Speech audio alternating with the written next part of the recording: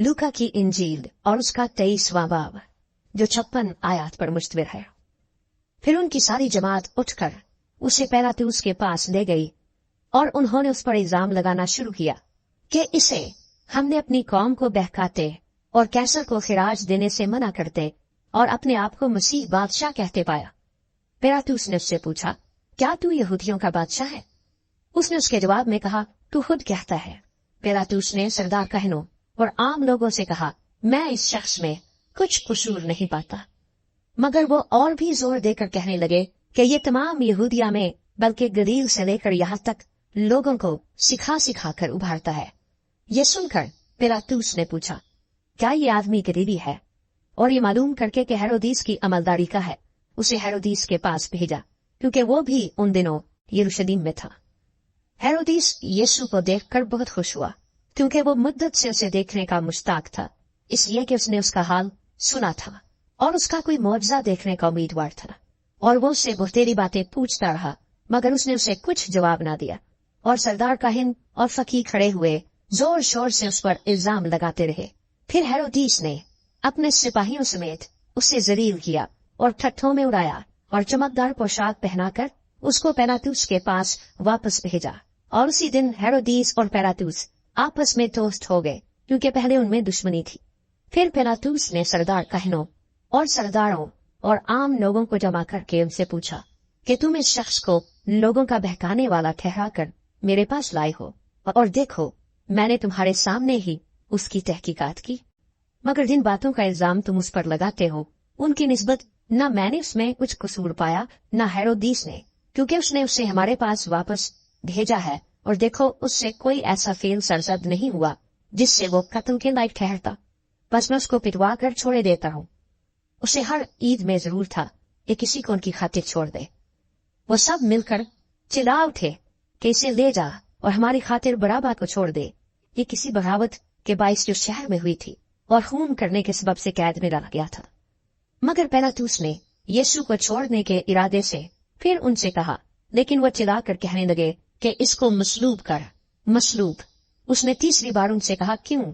इसने क्या बुराई की है? मैंने इसमें कत्ल की कोई वजह नहीं पाई, बस मैं इसे पिटवा कर छोड़े देता हूँ। मगर वो चिल्ला चिल्ला कर सर होते रहे कि वो मसलूब किया जाए, और उनका चिल्लाना कारगर हुआ।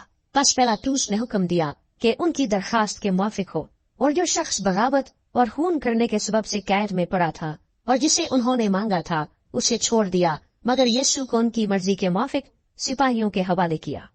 और जब उसको लिए जाते थे तो उन्होंने शिमौन नाम एक कुरीनी को जो देहात से आता था पकड़कर सलीब उस पर लादी कि यीशु के पीछे पीछे ले चले। और लोगों की एक बड़ी भीड़ और बहुत सी औरतें जो उसके वास्ते रोती पीटती थी उसके पीछे पीछे चले। यीशु ने उनकी तरफ फिर कर कहा, ऐ यरूशलेम की बेटियों, मेरे लिए ना रो, बल्कि अपने और अपने बच्चों के लिए रो, क्योंकि देखो वो दिन आते हैं जिनमें कहेंगे, मुबारक है बांझे और वो रहम जो पारवर न हुए, और वो छातियां जिन्होंने दूध न पिलाया। उस वक्त वो पहाड़ों से कहना शुरू करेंगे कि हम पर गिर पड़ो, और तीरों से कि हमें छिपा लो, क्योंकि जब हरे दरख्त के साथ ऐसा करते हैं तो सूखे के साथ क्या कुछ न किया जाएगा। और वो 2 और आदमियों को भी जो बदकार थे दिए जाते थे कि उसके साथ कत्ल किए जाए।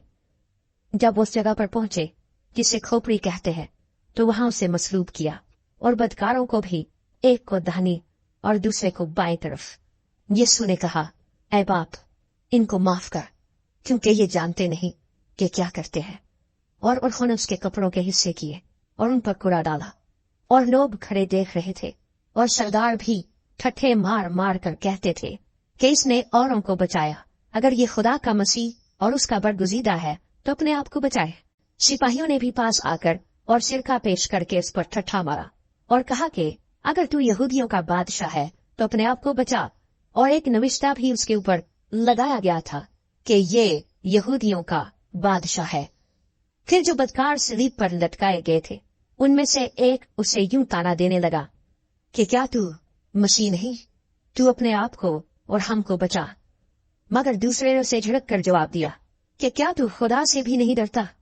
हालांकि उसी सजा में गिरफ्तार है, और हमारी सजा तो वाजिबी है क्योंकि अपने कामों का बदला पा रहे हैं, लेकिन इसने कोई बेजा काम नहीं किया।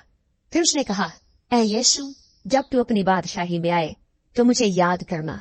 उसने उससे कहा, मैं तुझसे सच कहता हूँ कि आज ही तू मेरे साथ फिरदौस में होगा।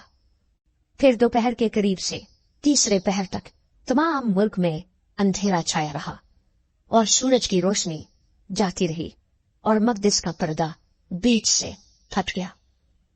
फिर यीशु ने बड़ी आवाज से पुकार कर कहा, ऐ बाप, मैं अपनी रूह तेरे हाथों में सौंपता हूँ। और ये कहकर दम दे दिया। ये माजरा देखकर सूबेदार ने खुदा की तमजीद की और कहा, बेशक ये आदमी रास्तबाज था। और जितने लोग इस नजारे को आए थे, ये माजरा देखकर छाती पीटते हुए लौट गए। और उसके सब जान पहचान और वो औरतें जो गलील से उसके साथ आई थीं, दूर खड़ी ये बातें देख रही थी। और देखो, यूसुफ नाम एक शख्स मुशीर था जो नेक और रास्तबाज आदमी था और उनकी सलाह और काम से रजामंद न था। ये यहूदियों के शहर अरमितिया का बाशिंदा और खुदा की बादशाही का मुंतजिर था। उसने पिलातुस के पास जाकर यीशु की लाश मांगी और उसको उतार कर महीन चादर में लपेटा, फिर एक कब्र के अंदर रख दिया जो चट्टान में खुदी हुई थी और उसमें कोई कभी रखा न गया था। वो तैयारी का दिन था और सबत का दिन शुरू होने को था। और उन औरतों ने जो उसके साथ गलील से आई थीं, पीछे पीछे जाकर उस कब्र को देखा और ये भी कि उसकी लाश किस तरह रखी गई और लौटकर खुशबूदार चीजें और इत्र तैयार किया।